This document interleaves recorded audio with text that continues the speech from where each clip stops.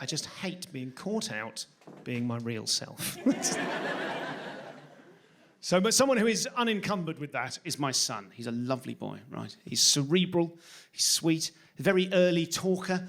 His first word was mama. Of course it was. His mum had been training him from birth to say the word mama in order to win an argument I didn't know we were having. Right. To be fair to her, I had been coaching him in secret the entire time to say the word pathetic. Because I thought that'd be quite funny. Like, how good would that be if the first thing he ever said was when she went, mama, mama, mama. And he looked up and went, pathetic. I thought she'd get a laugh out of that. And he's a lovely guy. He's called, his name is Boutros, and it's not really called Boutros, but thank you, the 80% of you who didn't laugh just in case.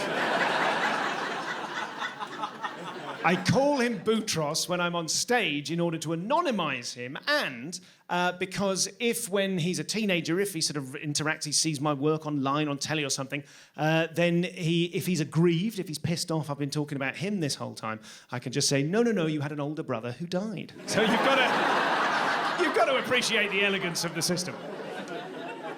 Sweet little guy, and he is every inch the Bristolian child. There is not a stitch of clothing on him that isn't a rainbow sequin.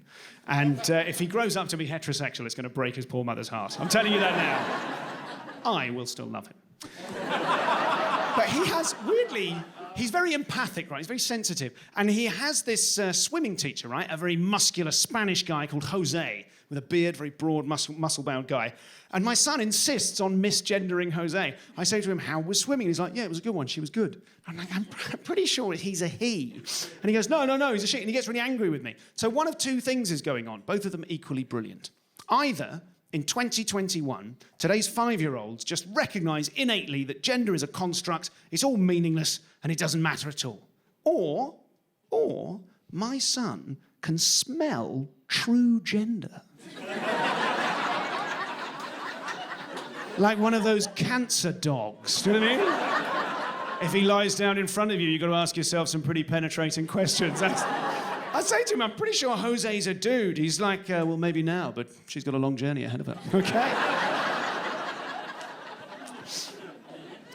I told him I'd get him a treat, right? So I was at the supermarket and I promised I'd bring a little something back for him.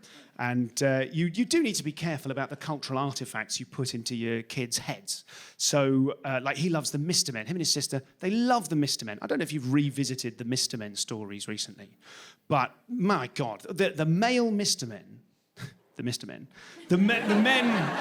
the male ones, they're all called names based on physical prowess and dynamism. They drive the story forward. They're all called Mr. Noisy, Mr. Strong, Mr. Rush, even Bump and Tickle. There's something going on. Do you know what I mean? Not necessarily something very savoury, but they have agency.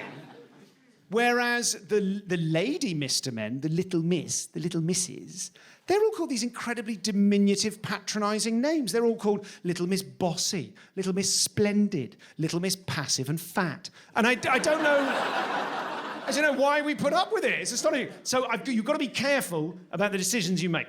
And I'm standing in the supermarket. I'm standing in Big Tesco. Other sizes of Tesco are available. And on one side of the magazine rack, there is a copy of Lego Batman, right? It's Lego Batman. On the other side, there's My Little Pony magazine. Now, I want him to want this, but I know that he wants this, right? I'm fine with that. It's just that I want him to be into Batman, because I was into Batman as a kid. I still quite like Batman. And I just want him, for some reason, I want him to grow up like I did, like Batman, vengeful and furious and alone for some reason. I don't know. But it's like my inner landscape. I think like a lot of men, the inner landscape of my life is like, I'm Batman. Every problem in my life is like a crisis only I can solve. I must never ask for help, and I must get a special car. Right? That's the inner landscape. Whereas his inner landscape is the world of My Little Pony. So everything in his imagination, his view of the world is this sort of lurid, candy floss, hyper-sexualized in a way that he can't really comprehend. Like a kind of quivering bubblegum fuck horse. And so...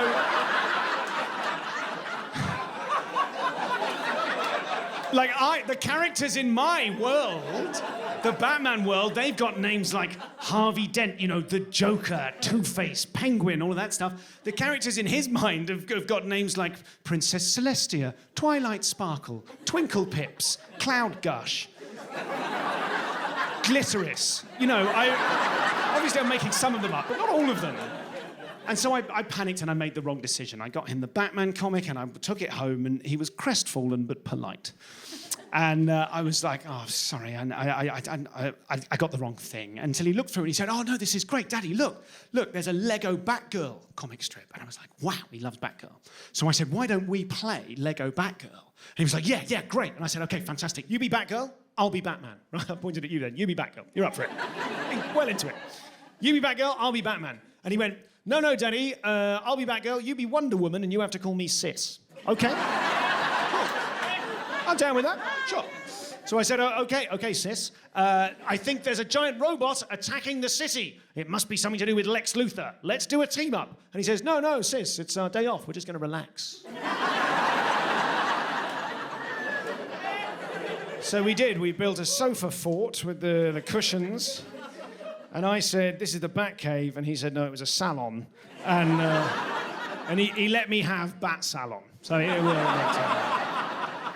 it was all the more strange then when we had to start doing discipline, right? Because eventually, of course, his baby sister turned up and this sweet, lovely little boy started having incredibly powerful, rage-filled meltdowns, right? Of course he did. He'd been used to being the main guy in the house. Suddenly he had to share power. And it turns out when you're accustomed to privilege, equality feels like oppression. Who knew?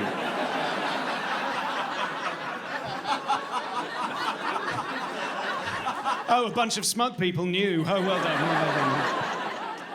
So we had to start doing the naughty step. Now, if you're over the age of 30, you'll probably remember the naughty step from Super Nanny in the 90s. If you're under 30, you might just remember the naughty step, I don't know. And the way it works is simple. You explain to the child, I'm going to count to 3. If this behaviour doesn't change, by the time I get to 3, they've got to sit on the naughty step for a while. Do you know you're not supposed to call it the naughty step anymore? Right, 2021, you're not supposed to call it that. Do you know what we're supposed to call it? We're supposed to call it the thinking step. Because we don't wish to imprint upon the child the concept that they are a naughty child. The behaviour is naughty, the child themselves is not naughty. So that's the thinking step.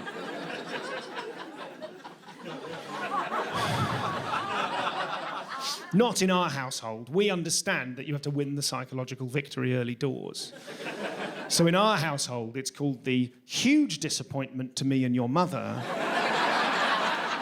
hatch. That's what we call it. And I'd explained the system the previous week. He was having a meltdown, so I said, listen, Buster, I'm going to do counting. If you don't change this behaviour, I'm going to do counting like we talked about. And his face changed. His face darkened, his brow furrowed. He said, don't you do counting. Bloody hell, Batman. I said, I'm going to do counting. He said, don't you do counting. I said, here I go. I said, 1. He looked at me very coolly. He said, 2. I didn't know what the hell to do. There was nothing in the training material about what to do when your child takes themselves hostage. I'll do it, old man.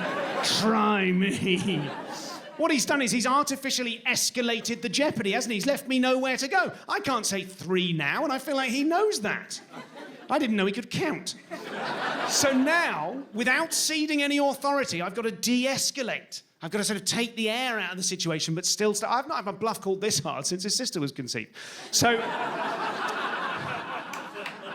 I said 1, he said 2. I rather weakly said 2.5. He fixed me with his eye contact. He said 3.5. And then the two of us locked eyes. We both sat down together. I lit 2 cigarettes.